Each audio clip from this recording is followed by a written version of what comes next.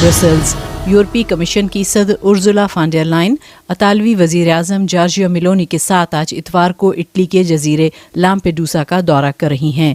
Georgia میلونی نے یورپی union کی سربراہ کو اٹلی کو درپیش صورتحال کی سنگینی کا جائزہ لینے کے لیے مدعو کیا ہے۔ محض 3 روز کے اندر تقریباً 8,500 تارکین وطن کشتیوں کے ذریعے اس جزیرے پر پہنچے ہیں۔ یہ تعداد پوری مقامی آبادی سے بھی زیادہ ہے۔ اقوام متحدہ کی مائیگریشن ایجنسی کے مطابق گزشتہ پیر سے بدھ تک تقریباً 200 کشتیوں میں 8,500 تارکین وطن لامپیڈوسا پہنچے۔ ماسکو روس نے کہا ہے کہ اس نے اتوار کو یوکرین کی طرف سے کریمیا پر کیے جانے والے ایک مربوط حملے کو ناکام بنا دیا ہے۔ بیان میں مزید کہا گیا کہ یوکرینی ڈرونز نے ماسکو کو بھی نشانہ بنایا، جس سے ماسکو میں فضائی آمد و رفت میں خلل پیدا ہوا، جبکہ ملک کے جنوب مغرب میں تیل کی ایک ڈپو میں آگ لگ گئی۔ خبر رساں ایجنسی رائٹرز تاہم روس کی طرف سے اتوار کو جاری کردہ رپورٹس کی آزادانہ طور پر تصدیق نہیں کر سکی ہے۔ کیف کی طرف سے بھی ان خبروں پر فوری طور پر کوئی تبصرہ نہیں کیا گیا۔ ہفتے کے روز یوکرین کی سلامتی کونسل کے سیکریٹری اولیکسی دانیلوف نے کیف کے اتحادیوں پر زور دیا تھا کہ وہ یوکرین کے لیے ہتھیاروں کی ترسیل کو تیز کریں، کیونکہ ان کے بقول یہ جنگ کو ختم کرنے کا واحد رستہ ہے۔ انقرہ ترک صدر رجب طیب ایردوان نے کہا ہے کہ انقرہ یورپی یونین سے علیحدہ رستہ اختیار کر سکتا ہے۔ ایردوان نے 78ویں جنرل اسمبلی اجلاس میں شرکت کے لیے نیو یارک جانے سے قبل صحافیوں کو بتایا کہ یورپی یونین ترکی سے الگ ہونے کی کوشش کر رہی ہے۔ ترک رہنما کے یہ بیانات ترکی کے وزیر خارجہ کی جانب سے یورپی یونین میں شمولیت کے اپنے ملک کے عزم کی توثیق کے ایک ہفتے سے زیادہ عرصے کے بعد سامنے آئے ہیں۔ ترکی اور یورپی یونین کے الحاق کے مذاکرات 2005 سے جاری ہیں، لیکن جمود کا شکار ہیں۔ برسلز کے مطابق اس کی وجہ ترکی میں قانون کی حکمرانی اور انسانی حقوق کی بگڑتی ہوئی صورتحال پر اس کی تشویش ہے۔ لندن برطانوی انٹیلیجنس نے انکشاف کیا ہے کہ اس سال موسم سرما میں روس یوکرین کے توانائی کے بنیادی ڈھانچوں پر مزید میزائل حملے کرے گا۔ بیان میں مزید کہا گیا کہ اس کے حقیقت پسندانہ امکانات موجود ہیں۔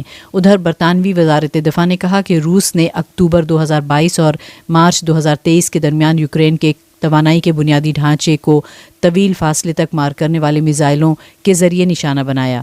برطانوی وزارت دفاع نے کہا کہ روس کے رہنما ایک بار پھر کروز میزائل ALCMs کی پیداوار کی رفتار کو تیز کرنے کی کوشش پر زور دے رہے ہیں۔ تہران انسانی حقوق کے گروپس نے کہا ہے کہ جینا مہسا امینی کے خاندان والوں کو ایران میں ان کی برسی منانے سے روک دیا گیا۔ 22 سالہ کرد نژاد مہسا امینی، جن کی موت گزشتہ سال پولیس کی حراست میں ہوئی تھی، کے والد امجد امینی کو ان کے آبائی شہر ساقیس کے مغربی قصبے میں کچھ دیر کے لیے حراست میں لیا گیا تھا۔ ایران کی صورتحال پر نظر رکھنے والے انسانی حقوق کے متعدد گروپس نے کہا کہ حکام نے پہلے مہسا کے والد کو اپنی بیٹی کی قبر پر یادگاری تقریب منعقد کرنے کے خلاف انتباہ کیا اور بعد ازاں انہیں رہا کر دیا گیا۔ ایران کی سرکاری خبر رساں ایجنسی IRNA نے تاہم امجد امینی کی گرفتاری کی تردید کی ہے۔ پریٹوریا جنوبی افریقہ کے مشرقی حصے میں ہزاروں سوگوار زولو رہنما منگو سوتھو بوتھیلیزی کی سرکاری تدفین کے لیے گزشتہ روز جمع ہوئے۔ جنوبی افریقہ کے تجربہ کار سیاستدان، زولو شہزادے اور نسل پرستانہ آزادی کی جدوجہد کے دوران متنازع شخصیت سمجھے جانے والے بوتھیلیزی کا گزشتہ ہفتے 95 سال کی عمر میں انتقال ہو گیا تھا۔ صدر سیرل رامافوسا کی طرف سے زولو رہنما کو خراج تحسین پیش کیا گیا، جبکہ ان کے پیشرو جیکب زوما بھی اس موقع پر موجود تھے۔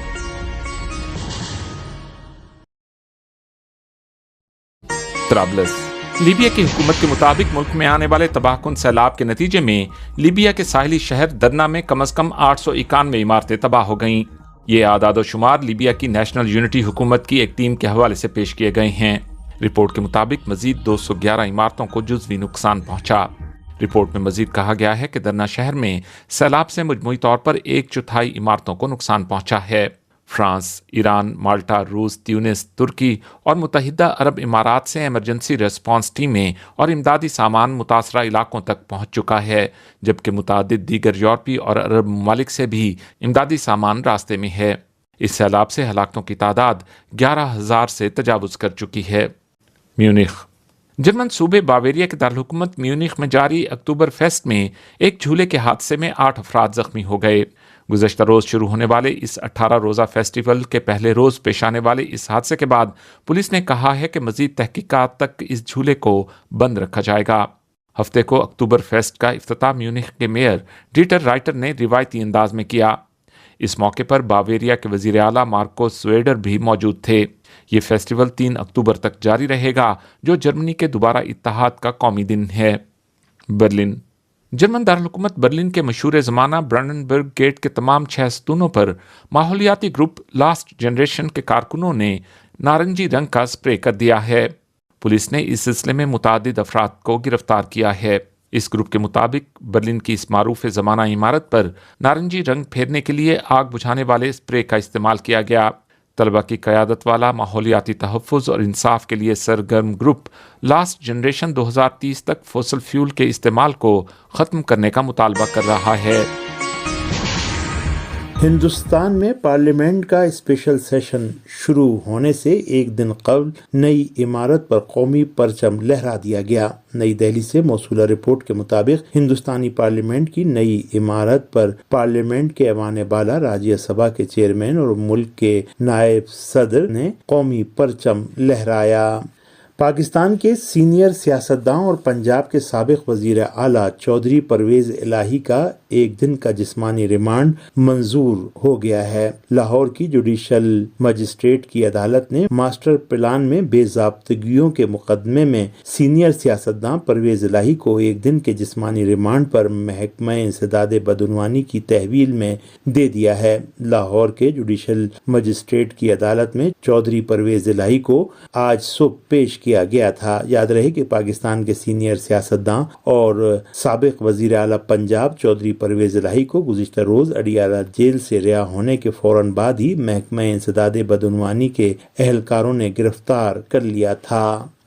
پاکستان کی نیشنل ریونیو آرگنائزیشن کے سربراہ نے اسلامی جمہوریہ ایران کے ساتھ دو طرفہ تجارت کو مستحکم کرنے کی غرض سے کسٹم کے مسائل کے حل کے لیے قریبی تعاون کی یقین دہانی کرائی ہے۔ پاکستان کی نیشنل ریونیو آرگنائزیشن کے سربراہ ملک امجد زبیر نے اپنے ملک میں متعین ایران کے سفیر رضا امیری مقدم سے ملاقات میں دو طرفہ تعاون بالخصوص دونوں ملکوں کی سرحدی تعلقات، کسٹم اور سرحدی بازاروں کو فعال کرنے سے متعلق تازہ ترین صورتحال پر تبادلہ خیال کیا۔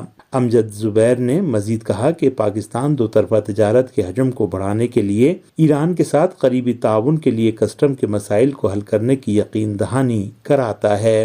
اور ایشیا کپ فائنل میچ میں سراج کی آندھی نے لنکا ڈھا دی، ہندوستان نے سری لنکا کو 10 وکٹ سے ہرا دیا۔ ایشیا کپ 2023 کرکٹ ٹورنامنٹ کے فائنل میچ میں ہندوستان نے سری لنکا کو 10 وکٹ سے شکست دے دی اور ٹرافی اپنے نام کر لی۔ فائنل میچ سری لنکا کے دارالحکومت کولمبو کے پریم داس اسٹیڈیم میں کھیلا گیا۔